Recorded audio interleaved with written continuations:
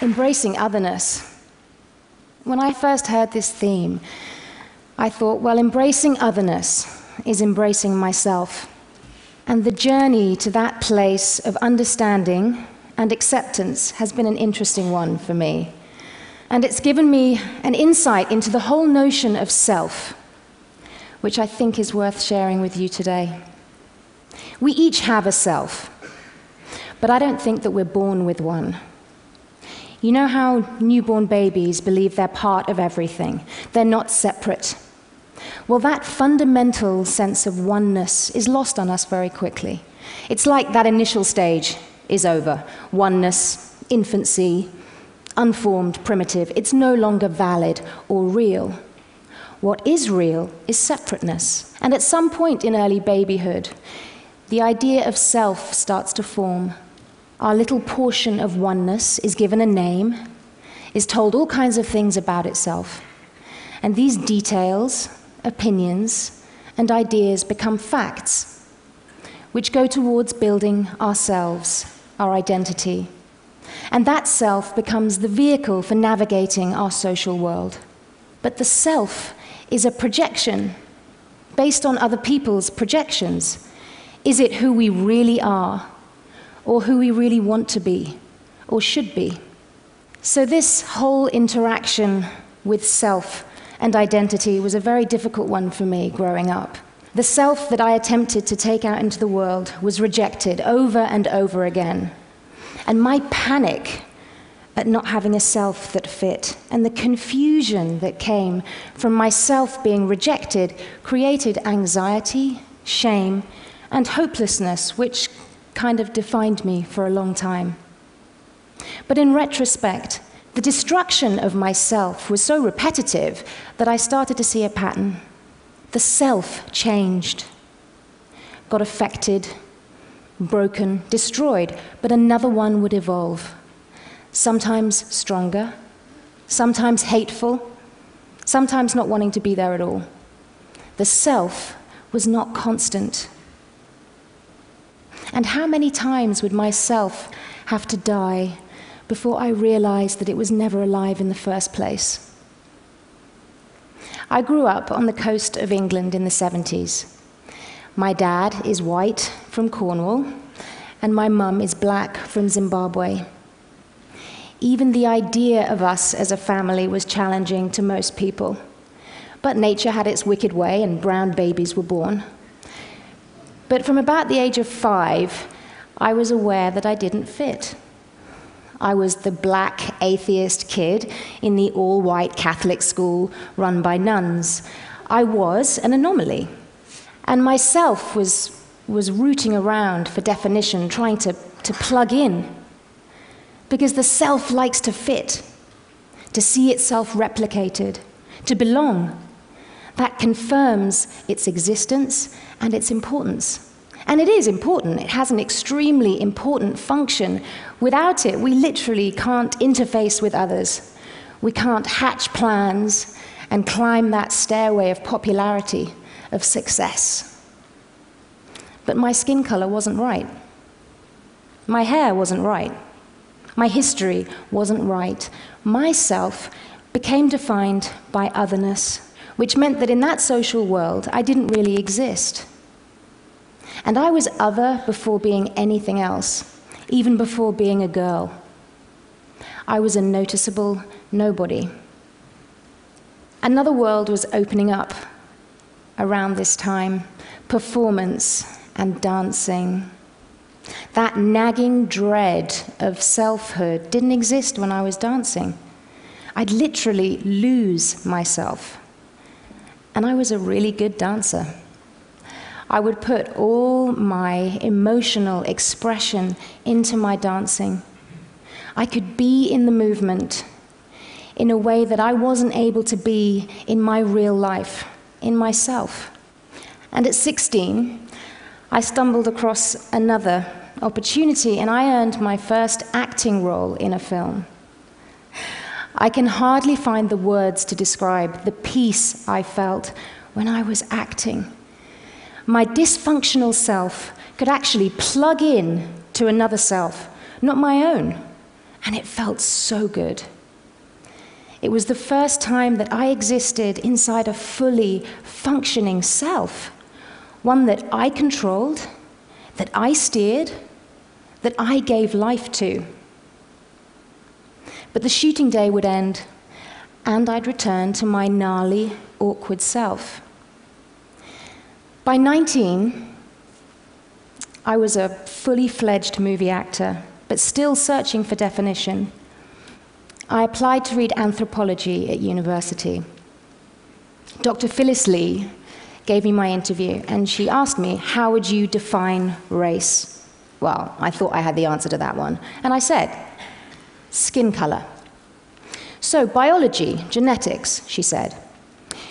Because, Thandie, that's not accurate, because there's actually more genetic difference between a black Kenyan and a black Ugandan than there is between a black Kenyan and, say, a white Norwegian. Because we all stem from Africa, so in Africa, there's been more time to create genetic diversity. In other words, race has no basis in biological or scientific fact. On the one hand, result, right? On the other hand, my definition of self just lost a huge chunk of its credibility. But what was credible, what is biological and scientific fact, is that we all stem from Africa. In fact, from a woman called mitochondrial Eve, who lived 160,000 years ago. And race is an illegitimate concept which ourselves have created based on fear and ignorance. Strangely, these revelations didn't cure my low self-esteem. That feeling of otherness, my desire to disappear, was still very powerful. I had a degree from Cambridge.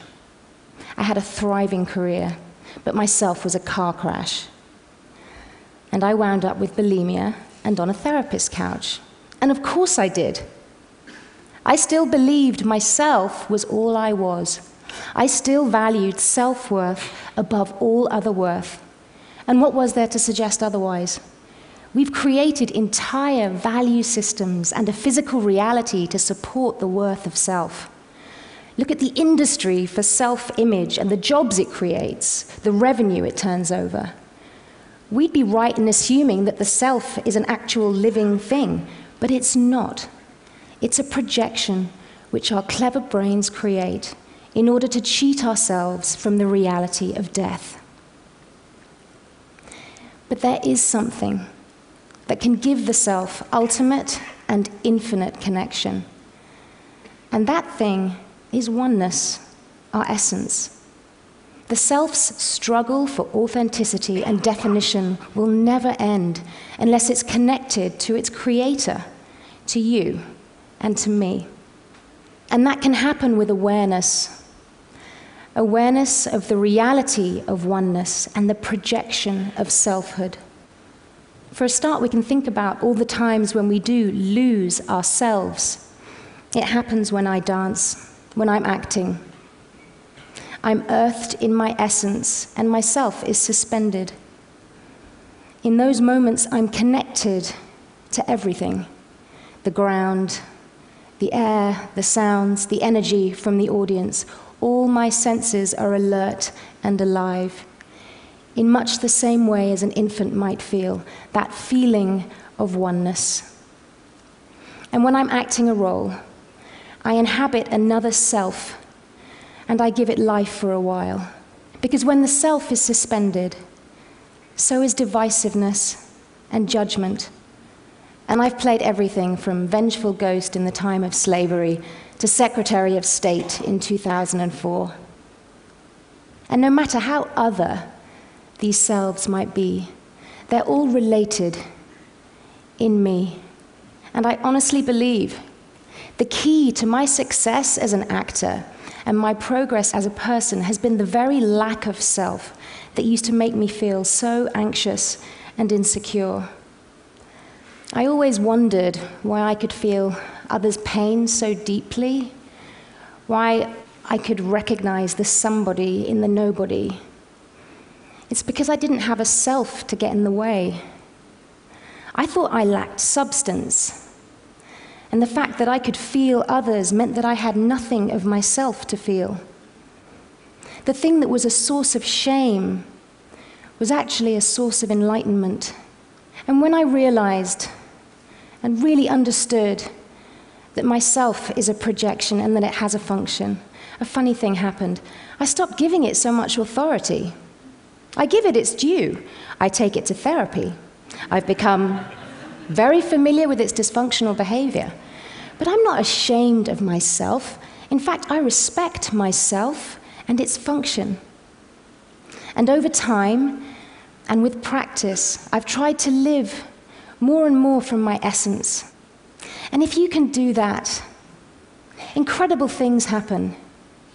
I was in Congo in February, dancing and celebrating with women who've survived the destruction of their selves in literally unthinkable ways.